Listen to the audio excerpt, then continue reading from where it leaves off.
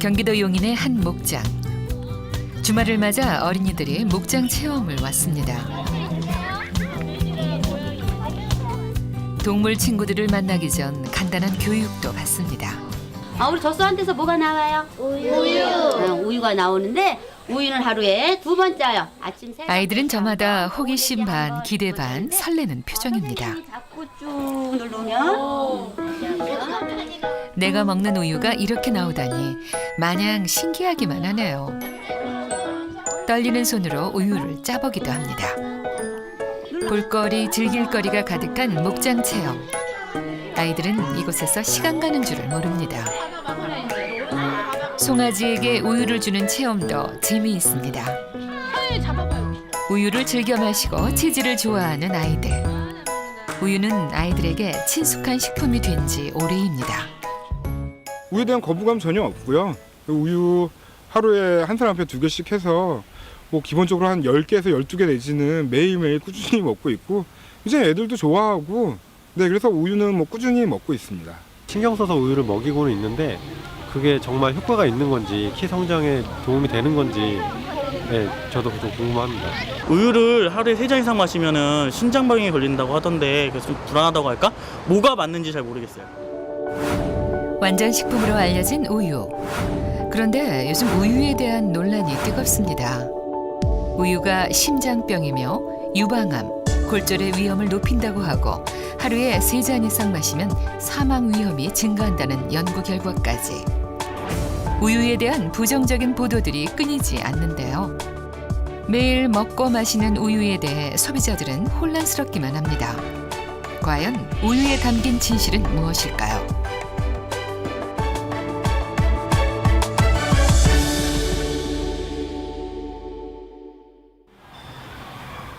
충북 청주의 한 초등학교. 매일 오전 9시 30분이면 아이들에게 우유 급식이 이루어집니다. 선생님이 우유 상자를 놓자마자 아이들은 가져가기 바쁜데요. 아이들의 열렬한 환영을 받는 우유.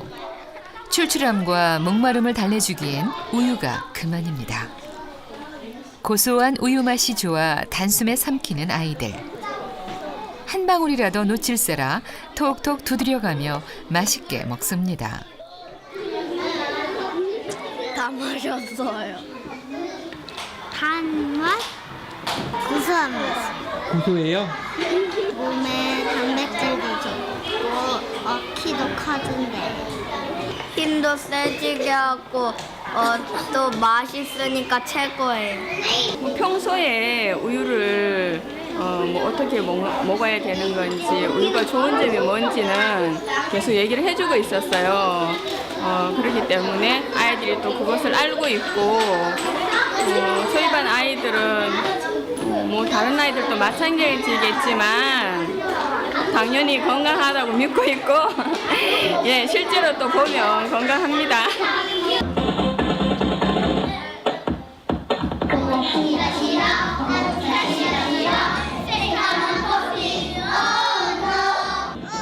아이들은 이렇게 우유를 먹고 노래하며 친구처럼 가깝게 느낍니다.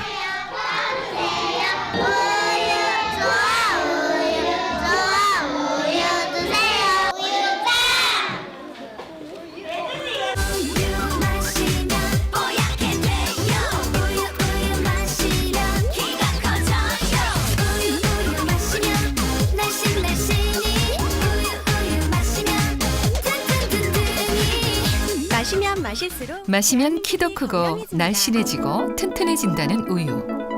한국인에게 우유는 쌀 소비량을 넘어설 만큼 주식으로 자리 잡은 지 오래입니다.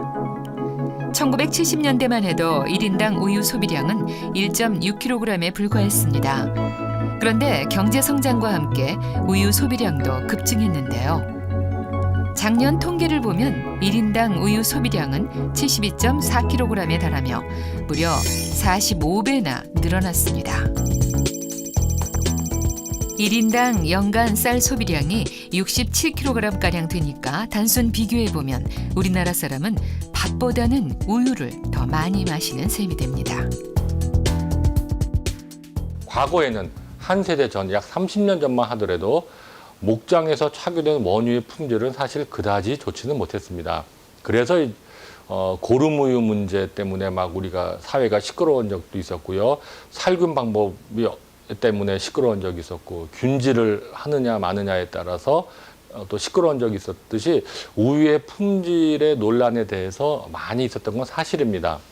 그러나 지금은 목장에서 생산된 원유나 그 원유를 이용해서 생산된 우유나 전부 다 선진국 수준이라고 말할 수가 있습니다.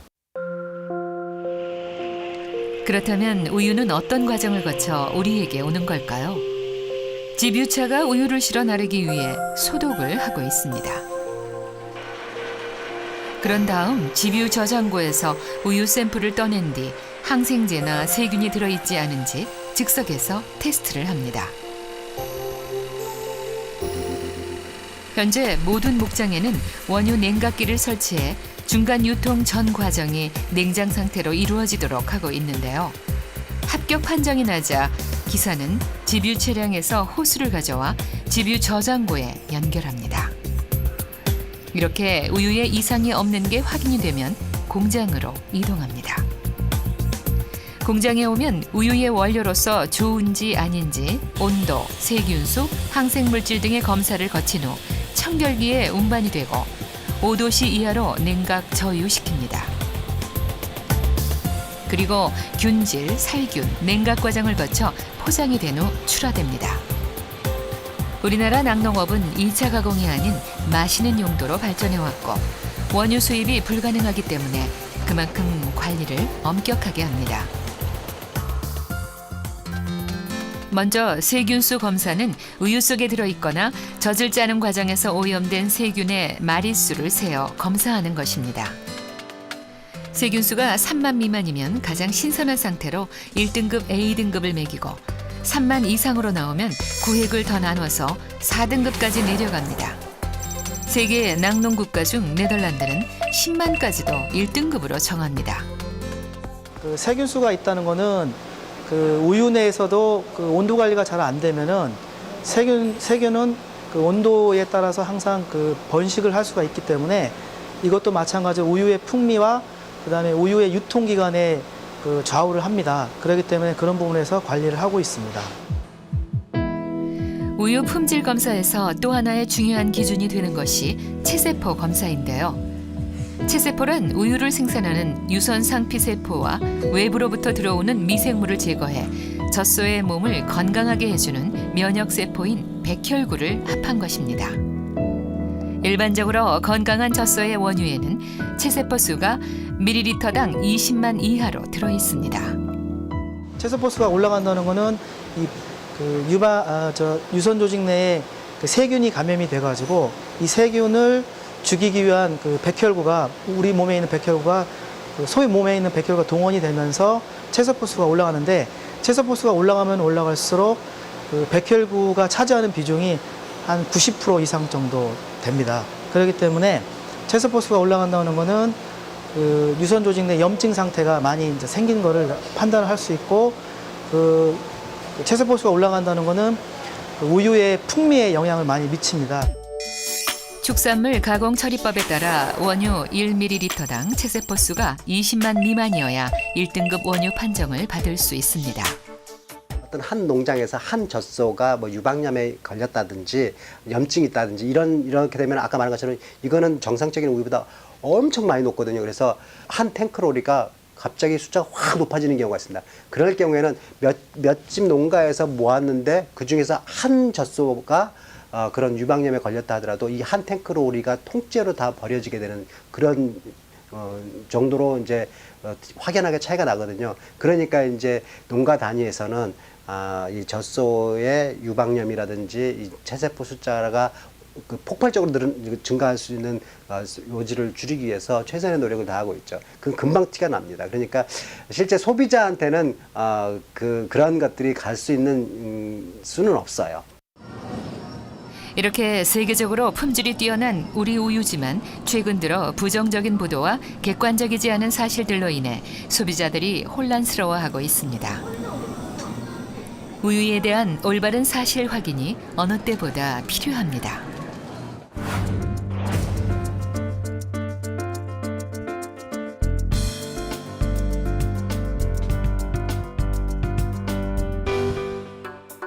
지난해 말 스웨덴 대학의 한 연구 결과가 많은 사람들을 충격에 빠뜨렸는데요. 스웨덴 웁살라 대학 칼 마이클슨 교수팀은 스웨덴 여성과 남성을 대상으로 2010년부터 2년간 우유 섭취가 사망률에 미치는 영향을 조사했습니다. 그 결과 우유를 매일 3잔 이상 마시는 사람은 심장병 등으로 사망할 위험이 이보다 적게 마시는 사람에 비해 2배가량 높다는 결과가 나왔습니다. 그 웁살라 대학의 그 연구 결과는 그 실적으로 그 조사 대상자들에 대한 연령과 또 아울러서 식품의 섭취 현황, 다른 식품의 섭취 상황이죠. 그것과 아울러서 그 대상자들의 흡연 상태, 또 유전적인 그러한 가계 조사 이런 것들이 전혀 이루어지지 않은 상황에서 연구가 되었고 또 조사된 것을 발표된 거기 때문에 문제가 있다고 생각이 되고요. 두 번째로는 이제 우리나라의 그 우유 섭취 상황을 볼 때 그 스웨덴보다는 3분의 1 수준, 다시 말하면은 반잔 이하의 그러한 그 우유를 섭취하고 있는 상황이라 저희 나라에 그것을 바로 적용하고 문제가 있다 하는 것은 잘못됐다고 생각이 됩니다. 전문가들은 스웨덴과 한국은 상황이 많이 다르다고 합니다. 한국인의 일일 섭취량은 권장량인 200ml의 절반에도 미치지 못하는 75.3ml에 불과합니다. 그런데 스웨덴 국민들의 일일 우유 섭취량은 290ml 정도로 우리나라보다 4배가량 많습니다. 나라별 우유 자체에도 영양소 조성에 차이가 있습니다. 특히 단백질과 지방은 우리나라보다 스웨덴 우유에 더 많이 포함되어 있습니다. 성분을 우리가 따지자면은 그 우유, 스웨덴 우유와 우리나라 우유의 그 차이점이 좀 많이 있습니다. 특히 그 유지방, 가장 이제 건강에 문제가 된다는 그 우유 속에 있는 유지방 함량이 스웨덴의 우유가 1.3배 더 높게 나타나고 있습니다. 그리고 실질적으로 단백질 함량도 약간 높게 스웨덴 우유가 높다고 할 수 있습니다. 그래서 우리나라 우유와 스웨덴 우유를 비교했을 때 훨씬 그 영양적인 성분에 있어서 고농축 우유이기 때문에 우리가 마시는 세 잔과 그들이 마시는 세 잔은 전혀 다르다고 볼 수가 있는 거죠. 스웨덴 국민들은 고기도 우리보다 3배가량 더 먹고 버터와 유제품 등의 동물성 식품의 섭취량이 훨씬 많습니다. 따라서 많은 양의 우유 섭취가 더욱 치명적일 수 있는데요. 이렇듯 스웨덴은 동물성 식품 위주의 식사를 하기 때문에 우리나라와 같은 채식과 육식을 골고루 하는 나라에서는 적용되기가 어렵습니다. 또한 실험 대상자의 흡연, 음주 여부 등 다른 변인을 통제하지 못했고 체중과 신장 등 기본 정보를 제대로 조사하지 않은 채 연구를 진행했다는 점도 지적됐습니다.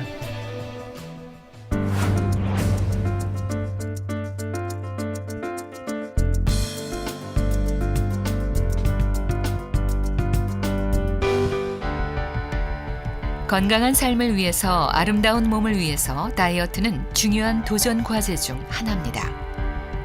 그런데 수많은 정보의 홍수 속에서 잘못된 정보들은 다이어트를 더욱 힘들게 하기도 하는데요. 우유를 마시면 체중이 늘어난다는 생각은 가장 대표적인 편견 중 하나입니다. 을지대 이혜정 교수는 최근 우유와 비만에 관한 흥미로운 연구를 진행했습니다. 지난 2007년부터 3년 동안 19세부터 64세까지의 성인 7,173명의 데이터를 분석했는데요. 유제품의 섭취량이 많을수록 비만 위험도는 낮아진다는 결과가 나왔습니다.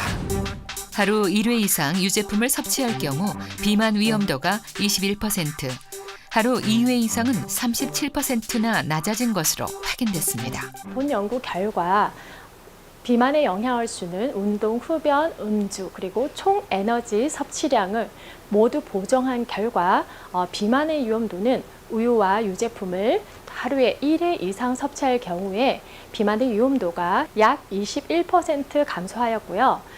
하루에 2회 이상 섭취하는 경우에는 비만의 위험도가 37% 감소하였던 결과입니다. 다만 이보다 적게 유제품을 섭취하는 경우에는 비만과의 관계가 무의미하다는 것으로 조사됐습니다. 최소 하루 1회 이상 유제품을 섭취해야 비만 위험도를 낮출 수 있다는 것이 연구팀의 설명입니다. 우유 속에 함유되어 있는 칼슘은 장에서 지방 배출을 도와주고요. 지방 합성을 억제하고 지방 분해를 촉진해줍니다. 이렇게 좋은 효과가 있는 칼슘의 흡수를 도와주는 것이 또 유당과 비타민 D 있는데요. 비만을 잡는 영양소로 우유 속 칼슘이 큰 역할을 하는 걸 알 수 있습니다. 식사를 통해 우리가 섭취하는 열량 대부분은 지방세포 내에 저장되고 공복 시에 분해돼 활동에 필요한 에너지원으로 쓰입니다. 공복 시 혈당이 정상 수준 이하로 떨어지면 뇌에서 이것을 감지해 지방 분해를 촉진하는 호르몬인 아드레날린을 분비하는데요. 이 과정에서 칼슘이 중요한 작용을 합니다. 지방을 분해해서 에너지원으로 연소할 것인지 아니면 그대로 저장할 것인지는 칼슘 함량에 의해 결정되기 때문입니다.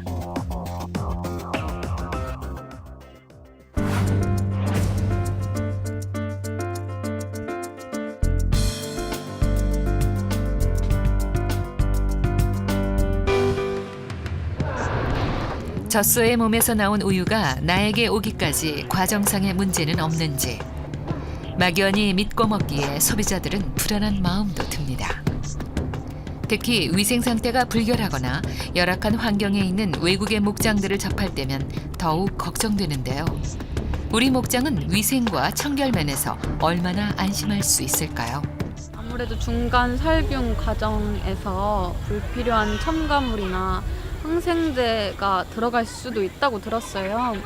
그래서 아무래도 좀 불편한 게 없지 않아 있죠. 가을 정취가 물씬 묻어나는 경기도 화성입니다. 이곳 어딘가에 농업과 자연과 생명을 소중하게 여기는 특별한 목장이 있습니다.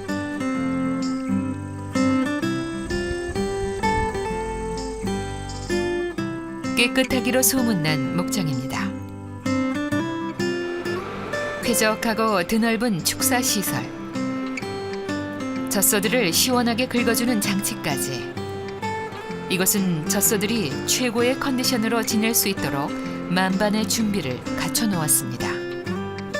젖소들의 먹거리도 창고 한가득 쌓여 있는데요.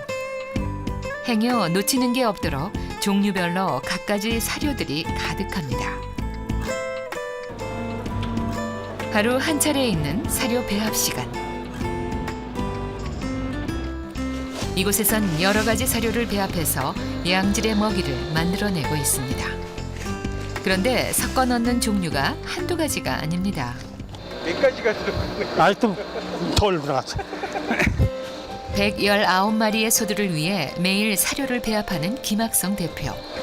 소에게 필요한 11가지의 사료와 미생물을 섞습니다. 이렇게 좋은 사료를 먹여야 젖소들이 깨끗하고 질 좋은 우유를 만들어낸다는 믿음 때문입니다. 이제 배합이 다 된 거예요? 네, TMR 배합기. 그러면 이게 이제 뭐 하루에 뭐 한 번씩?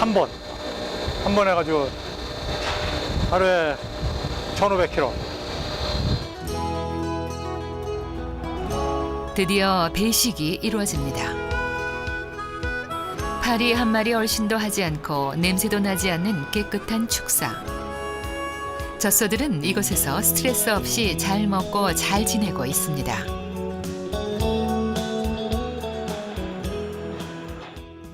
젖소들이 좋은 환경에서 우유를 생산할 수 있도록 끊임없이 노력해온 김학성 대표. 해썹 인증서도 받았고 깨끗한 목장 가꾸기 운동 최우수상까지 수상했습니다. 새벽 4시에 일어나서 차규의 배식에 눈꽃을 새 없이 바쁘지만 남들보다 더 많이 움직이며 축사 관리에도 최선을 다합니다. 남들이 와서 이 목장같이 해면 민원의 소지가 없다 생각해요. 왜냐면 분뇨도 그렇고 그러니까 목장에서 나가는 폐수 같은 것도 문제가 정화가 처리돼서 나가니까 그게 문제될 거고 그 민원의 소지가 없게끔 목장을 여기니 하다 보니까 그 상 타게 되고 또 자기 만족에 흡족하고 그렇습니다. 오후 4시 차규 시간입니다. 차규하기 전에 준비 과정이 있습니다.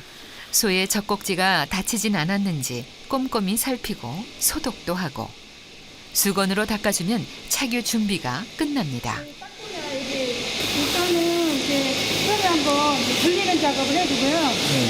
조금 있다 와서 이거를 좀 닦아주고 이 수건으로 마무리 작업을 해주는 거예요. 이렇게 한 마리씩 소독을 매일매일 하거든요. 이렇게 할 때마다 마무리 작업. 우리 세수하고 나면 얼굴 닦아주잖아요. 그런 식으로. 그리고 착유하고 나면 이제 이거를 신기제 한번 소독도 한번 해주는 거. 젖소가 생산하는 우유의 질은 스트레스의 유무에 따라 큰 차이가 있다고 합니다. 이곳의 젖소들은 관리가 잘 되니 자연 우유의 질도 우수하다고 하는데요.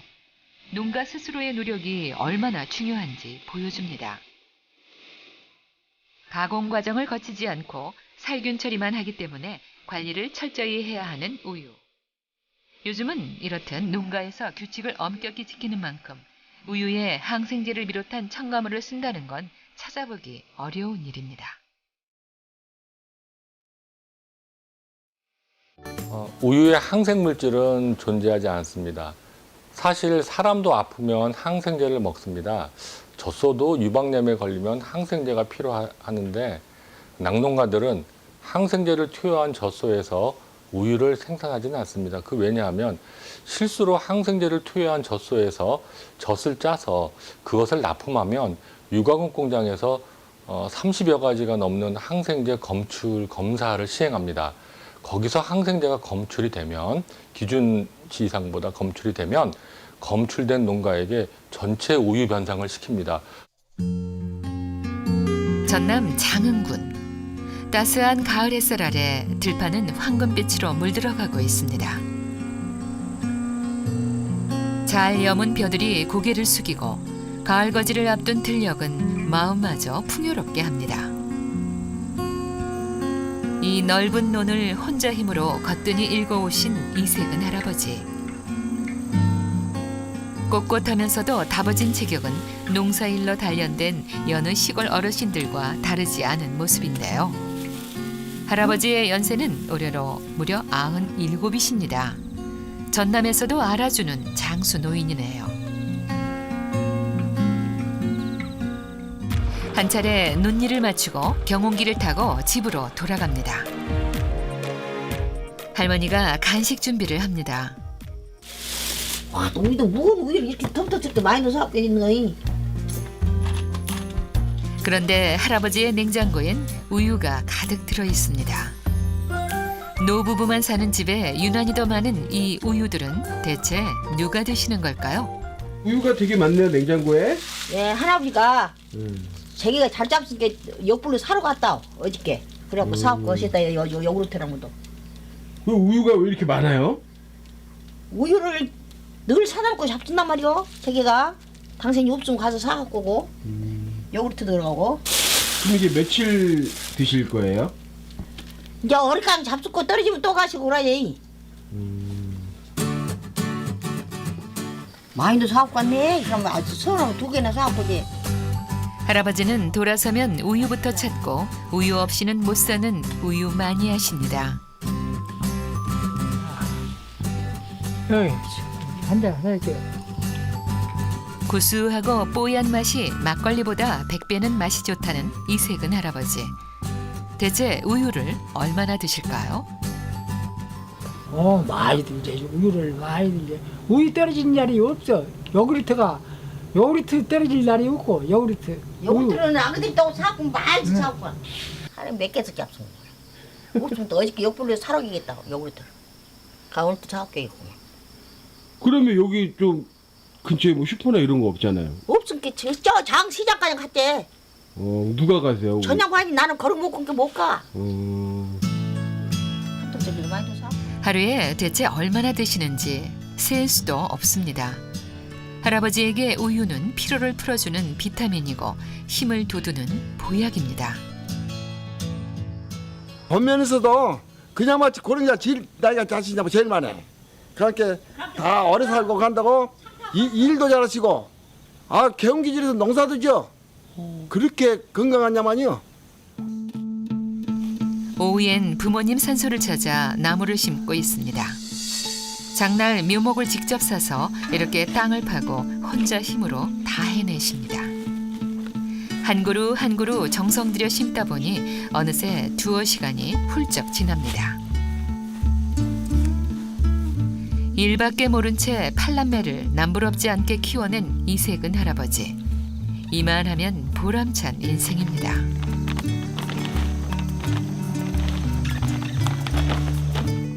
일 끝났으니까 이제 우유 먹고 집에 가야지.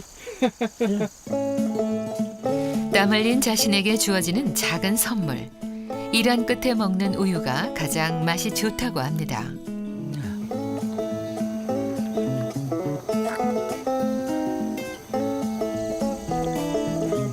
그렇다면 대체 할아버지가 마시는 우유는 어떤 맛일까요?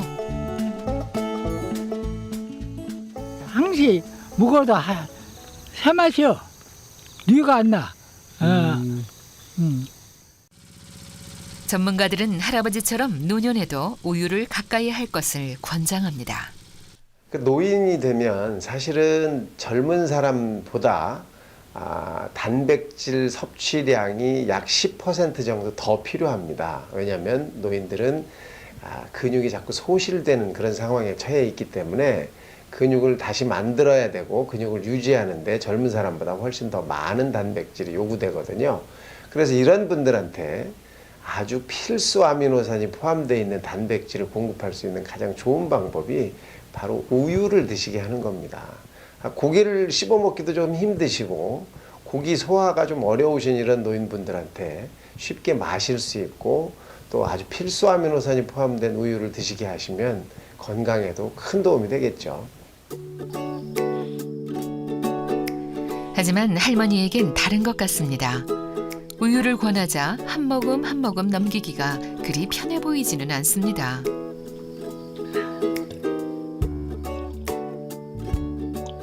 그럼 우리 어머님은 우유 많이 안 드세요? 별로 나는 있으면 먹고 없으면 알고 그냥 그래요. 그리고 우리 아버님은? 아버님은 그래 안 해. 꼭 챙겨 잡사.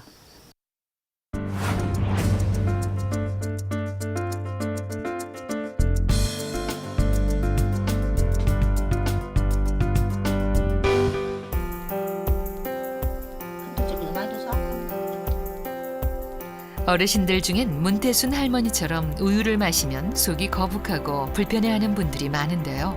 우유는 정말 소화가 되지 않는 걸까요?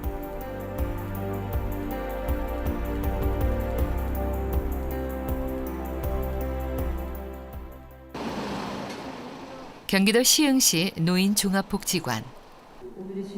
어르신들을 상대로 한 우유교실이 문을 열었습니다. 우유자조금관리위원회의 주관으로 우유를 가까이 하며 노년을 건강하게 보내는 방법에 대해 소개하는 시간인데요. 저마다 꼼꼼히 자료를 챙겨보며 100세 시대 건강한 노년을 대비하는 어르신들의 관심이 지대합니다.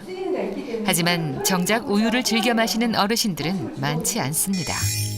우리나라 우유 섭취는 노년으로 갈수록 줄어드는데요. 우유는 어렸을 때나 먹는다는 인식이 강하기 때문이고 또 한 가지 우유를 가까이 하기 어려운 문제가 있습니다.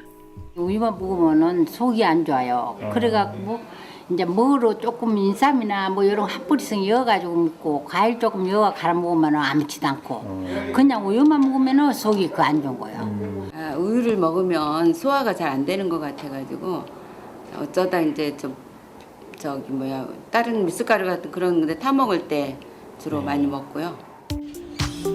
우유를 마셨을 때 소화가 잘 되지 않아 가스가 차거나 복통, 설사 등을 하는 증상을 유당불내증이라고 합니다. 우리 몸속에 우유 속 유당인 락토스의 분해를 도와주는 유당 분해 효소인 락타아제가 충분하지 않기 때문에 나타나는 현상인데요. 유당이 분해되지 않으면 그대로 대장에 유입되고 장에 있는 박테리아들에 의해서 변질이 일어나 설사나 복통을 일으키게 됩니다. 하지만 우유를 요령 있게 마시면 내성이 생기면서 극복할 수 있다고 합니다.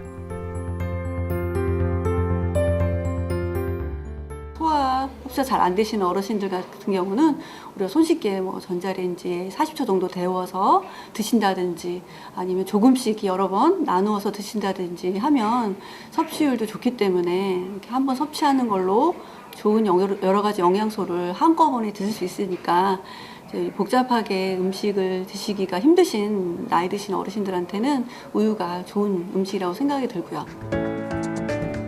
현재 시중에는 우유 속의 유당만 말끔히 제거하고 우유 본연의 맛과 영양소는 그대로 살린 제품들도 나와 있습니다. 건강에 필요한 영양소를 얻기 위해 다양한 식품을 섭취해야 하는 것이 일반적이지만 우유의 경우에는 다릅니다. 우유는 오로지 우유 한 잔만으로 우리 몸에 필요한 많은 영양소를 얻을 수 있는데요.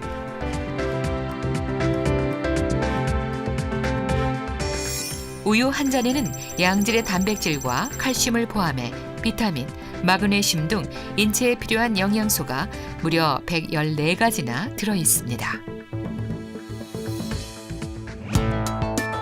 그리고 적은 시간을 들여 저렴한 가격에 섭취할 수 있으니 경제성도 뛰어납니다. 그런 만큼 남녀노소 누구에게나 필요한 영양소를 제공하며 오랫동안 사랑받아 왔는데요. 우유를 가리켜 완전식품이라 부르는 데는 그만한 이유가 있는 것입니다. 우유에는 여러 가지 성분이 한꺼번에 포함되어 있기 때문에 완전식품이라고 불리는데요. 이 완전식품의 정의는 한 가지 식품을 먹었을 때 단백질과 비타민, 미네랄이 골고루 들어있느냐를 가지고 선정을 하게 됩니다. 우리가 일상적으로 만나는 식품 중에는 우유와 달걀이 완전식품에 포함되고요. 우유 속에는 필수 아미노산을 포함한 단백질이 많이 포함되어 있고 비타민도 여러 종류가 들어있고 칼슘을 비롯한 마그네슘 이런 무기질도 많이 포함되어 있기 때문에 완전식품이라고 불리는 겁니다.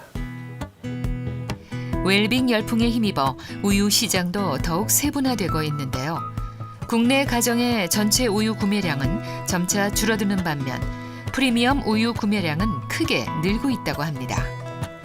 안전하면서도 기능이 강화된 제품을 찾는 소비자들이 많아지고 있다는 뜻인데요. 우유에 숨어있는 특별한 성분을 찾아내 발굴하기 위한 시장의 경쟁도 아주 치열합니다. 해발 1000m 지대에 위치한 대관령의 한 목장. 언뜻 봐선 여느 목장과 다를 게 없어 보이는데요. 이곳의 젖소들은 아주 특별한 사료를 먹는다고 합니다. 좋은 사료가 좋은 소를 만들고 우유의 성분까지 좋게 만든다고 믿는 용순아 대표. 3년 전부터 기업체와 손잡고 기능성 물질을 사료에 첨가해 질 좋은 우유를 만들어내고 있습니다. 이 사료는 오메가3가 풍부한 아마씨를 비롯해 여러 성분이 포함된 특허받은 사료입니다. 하지만 모든 젖소들에게 제공되는 건 아닙니다. 전체 180마리 젖소 중 발육이 좋고 건강한 젖소 50마리를 선발했고요. 선발된 소들은 다른 먹이는 일체 먹지 않고 이 사료만 먹게 됩니다.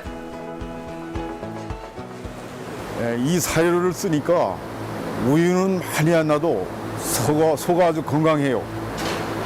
그리고 좀 우유 양이 평균 유량이 조금 낮은 게 그게 이제 좀 애로사항이 많은데 소도 건강하고 우유도 질적으로 이게 높으니까 더 보람이 있습니다.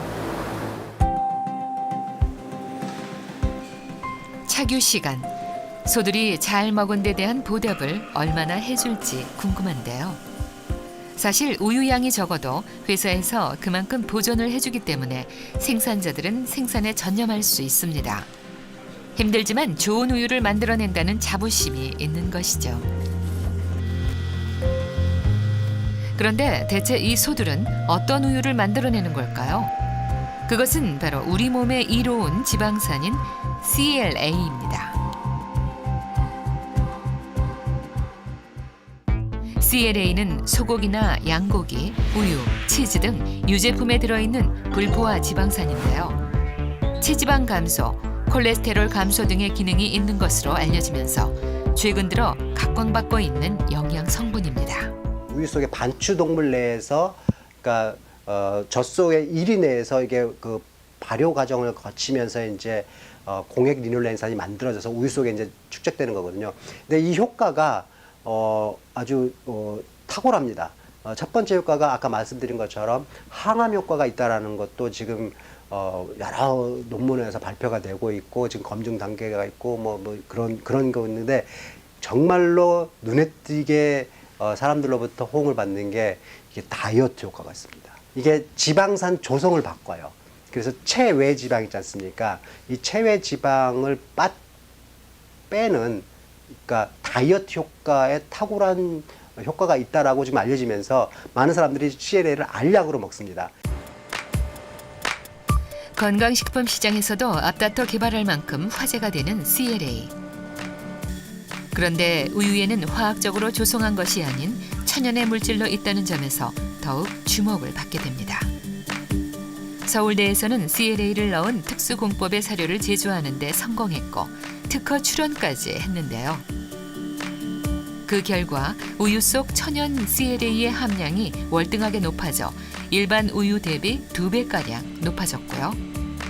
또한 우유 내 오메가3 함량을 높여 오메가3와 오메가6의 비율이 가장 이상적이라고 알려진 1:4 이내로 만드는 데 성공했습니다. CLA는 과체중인 성인의 체지방 감소에 효과가 있는 것으로 알려진 불포화 지방산의 일종으로서요.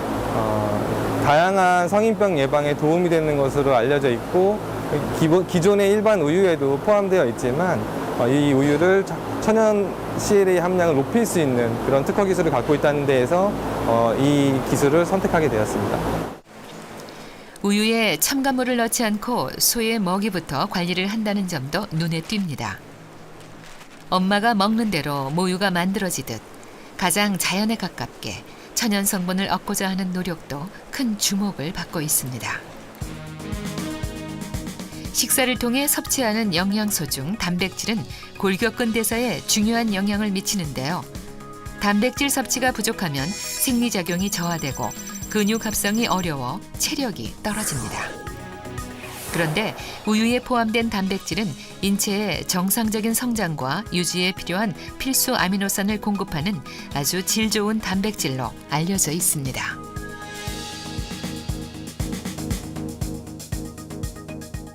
우유에는 한국인의 식사에서 부족하기 쉬운 단백질이 풍부하게 들어있습니다. 그 중에서 대표적인 것이 카제인인데요. 이 카제인은 청소년의 성장과 발달에 도움이 되는 여러 가지 아미노산이 고루 풍부하게 들어있습니다. 그 이외에도 우유에 들어있는 단백질 중에는 항체를 만든다든지 몸의 면역을 구성하는 데 도움이 되는 단백질과 또 체내에서 영양소를 운반하는 기능성을 가지는 단백질 등 여러 가지 기능을 가진 단백질이 고루 함유되어 있는 좋은 식품입니다. 몇 년 전부터 세계적으로 비만 인구와 노인 인구의 증가에 따라 우유 단백질의 영양학적 가치에 대해 많은 연구가 있었습니다. 국내의 한 우유 회사에서도 그러한 수요에 발맞춰 우유의 단백질을 강화한 새로운 제품을 출시했습니다. 이곳에서는 질 좋은 우유 단백질과 칼슘을 일반 우유 대비 1.8배나 높여 양질의 영양소를 섭취할 수 있게 했습니다. 보통 이제 일반 우유에는 이제 단백질, 그러니까 200ml 한 컵 기준으로 했을 때 우유 단백질이 이제 3g 정도 이제 섭취할 수 있습니다. 저희는 이제 그보다 많은 단백질을 이제 섭취할 수 있도록 그 우유 한 컵 기준으로 해서 그 11g의 단백질을 이제 섭취하도록 했습니다. 그 외에도 일반 우유 같은 경우에는 한 컵으로 200ml의 칼슘을 섭취할 수 있는데 그 밀크랩 고단백질 지방은 360mg. 그래서 단백질, 칼슘을 일반 우유 대비 이제 1.8배 강화해서 한 컵으로 해결할 수 있도록 했습니다. 이 우유는 일반 단백질에 비해 흡수율이 높아 일상 속 영양 관리에 효과적입니다. 또한 신체 활동에 꼭 필요한 단백질 섭취는 늘리면서 지방 함유량을 일반 우유의 40% 수준으로 낮췄습니다. 대전시 유성구. 하루에도 수시로 우유를 찾는 서준이가 오늘도 엄마 손을 잡고 마트로 들어섭니다.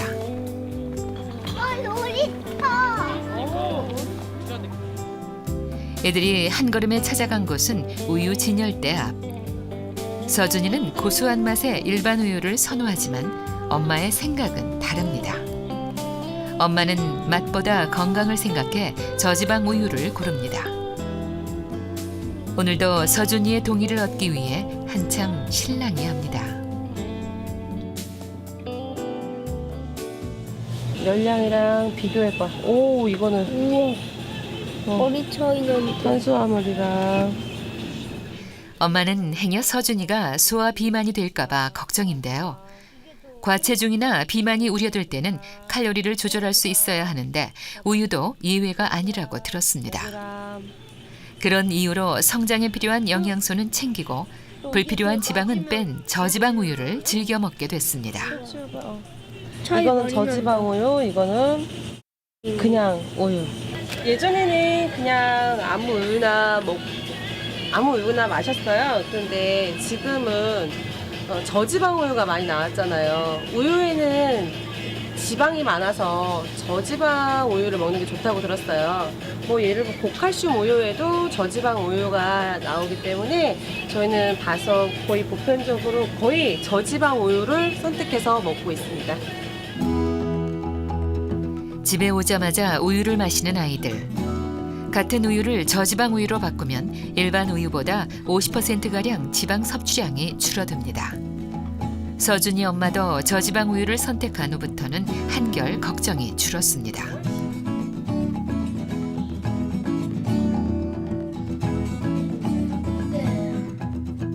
영양 과잉의 시대, 저지방 우유 시장은 꾸준히 넓어지고 있습니다. 우유가 여러 가지 장점이 있음에도 불구하고 포화지방의 함량이 어느 정도 있다는 문제를 가지고 있는데요. 따라서 개인적으로 고지혈증이 있다든지 또는 다른 음식으로 포화지방을 많이 섭취하는 분이라면 우유의 장점은 살리고 우유의 포화지방은 어느 정도 제거한 저지방이나 무지방 우유를 드시는 것이 좋겠습니다. 우유를 마시기만 하는 시대는 지났습니다. 부드럽고 담백한 우유는 어떤 식재료와도 잘 어울리며 디저트는 물론 한식, 양식에도 완벽한 궁합을 자랑합니다. 주부들에게 다양한 우유 요리 교실을 열어온 이미경 소장. 예전보다 우유를 첨가한 요리들이 많아지고 있는데요. 그녀로부터 손쉽고 영양 만점의 우유 요리 3가지를 배워보기로 합니다. 첫 번째 요리는 온 가족 영양 밥상으로 좋은 우유 카레입니다.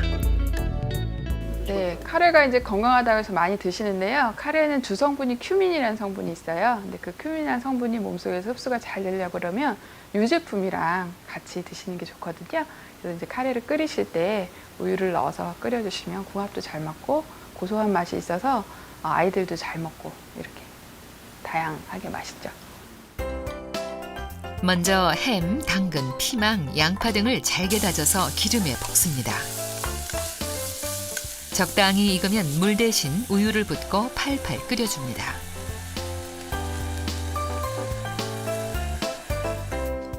그리고 카레를 넣고 한 번 더 끓여주는데요.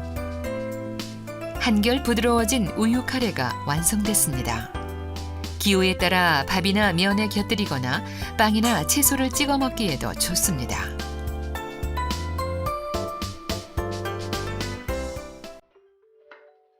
두 번째 우유 요리는 감자 샌드위치입니다. 감자와 우유를 함께 먹게 되면 탄수화물 섭취 함량을 반으로 줄여줘 몸에도 좋다고 하는데요. 큼직하게 썬 감자를 우유에 삶으면 맛도 부드러워집니다. 다 익은 감자는 으깨어 건포도를 넣고 소금 간을 해줍니다. 그리고 식빵에 얇게 발라주면 되는데요. 감자의 담백한 맛이 일품인 감자 샌드위치가 완성됐습니다. 피크닉이나 가벼운 간식으로 아주 좋겠죠?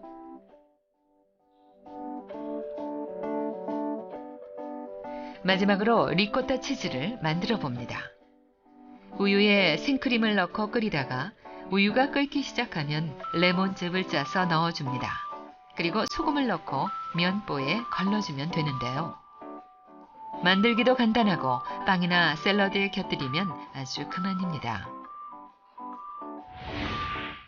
고소한 맛과 영양을 더한 우유 요리로 이제 우리 식탁을 건강하게 가꿔보면 어떨까요? 붉은색이 나는 딸기라든지 토마토하고도 궁합이 잘 맞아요. 그래서 집에서는 딸기나 토마토를 이렇게 우유랑 같이 갈아서 드시면 맛있는 딸기 우유도 만드실 수가 있고요.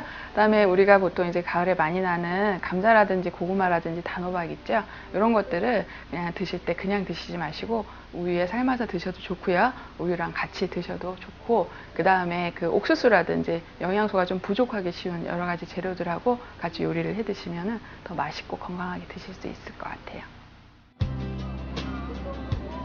그렇다면 우유는 하루에 얼마나 마셔야 좋을까요? 갓난아기부터 노인까지 다양한 연령대별로 우유를 섭취해서 영양을 보충하는 것이 좋은데요. 보건복지부에서 발표한 일일 우유 권장량은 성인은 하루 1잔, 성장기 어린이나 청소년은 하루 2~3잔이 적당합니다. 하지만 성인이어도 중장년, 노년에 따라 필요한 양이 다른 만큼 보다 구체적인 가이드라인이 필요한데요. 현재 우유자조금관리위원회에서는 영양사협회와 공동 연구를 통해 각 연령별 한국인들의 우유 섭취 권장량을 제시하고자 연구 중에 있습니다. 여자는 이제 106.4g 정도 먹어서 한국인의 특성에 맞는 생애 주기별, 상황별 우유 섭취 가이드라인이 있어야 국민들의 혼란을 막고 효과적인 우유 섭취를 도울 수 있다는 필요성이 높아졌기 때문입니다.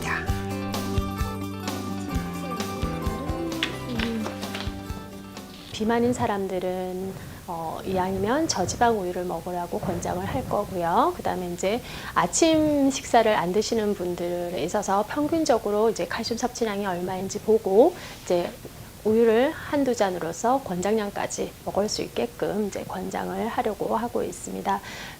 그래서 결과적으로 보면 이제 그런 이제 외국의 보도하고 상관없이 우리나라 국민들 평균 섭취량에 근거해서 영양의 밸런스를 유지하기 위해서 얼만큼 먹어야 된다라는 것을 이제 좀 제시해 주고자 하고 있습니다.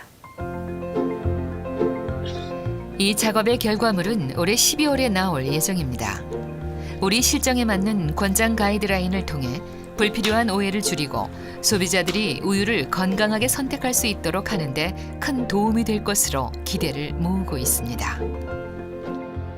지금 현재 여러 매체나 또는 해외 뉴스에서 우유에 대한 이제 여러 측면을 보도하고 있는데요. 그런 매체에 혼돈하시지 마시고요. 자신의 식생활을 돌아보시고 나의 식생활에 이제 우유가 필요한지 한번 다시 살펴보셔서 자신한테 이제 적합한 우유나 유제품을 드시는 것이 도움이 됩니다. 우유를 놓고 벌이는 논쟁 대부분은 우유 속의 특정 성분에 집중됩니다. 하지만 우유에는 그 밖에도 단백질, 칼슘, 불포화 지방 등 수많은 성분들이 들어 있습니다.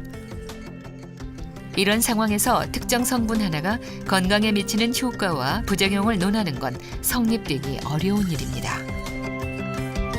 따라서 한 가지 음식보다는 전체 식단과 식사량에 주의를 기울일 필요가 있습니다.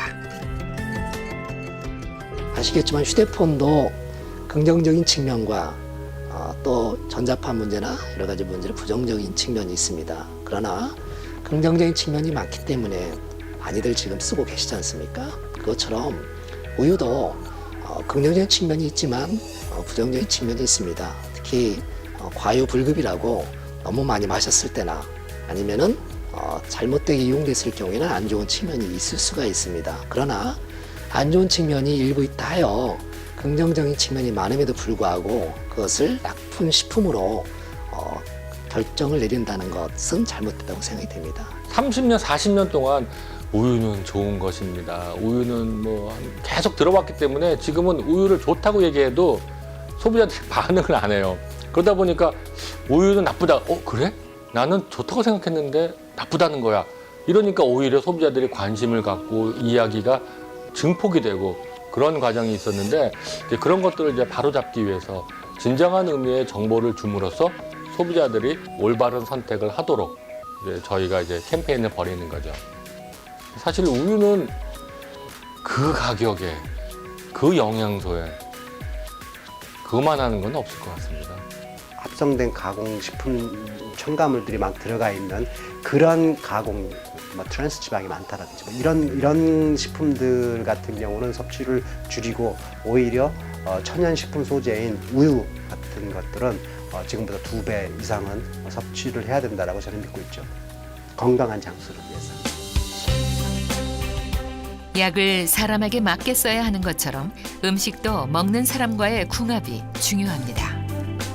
우리가 먹는 음식이 건강에 어떤 영향을 주는지, 무엇이 이롭고 무엇이 해로운지 등에 대한 연구 결과는 앞으로도 계속 나올 텐데요.